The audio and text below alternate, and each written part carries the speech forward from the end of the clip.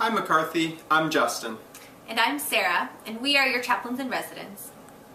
Every so often, we'll post a brief video focusing on one of the major themes from the Ignatian tradition.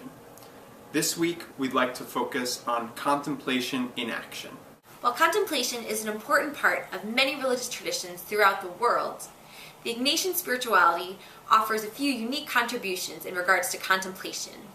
First of all, the early Jesuits encouraged people in religious communities to bring contemplation into the world in action, to be inspired by their meditation to service in the world.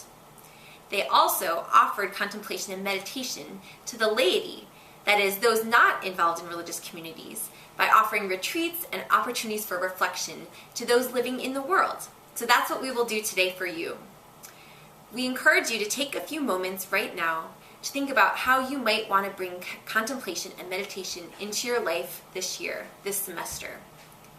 For some of you, it might mean seeking out a quiet or sacred space on campus. For others, it might mean committing to an hour of off time every week. For still others, it could mean committing to a more regular practice of prayer or meditation in your life.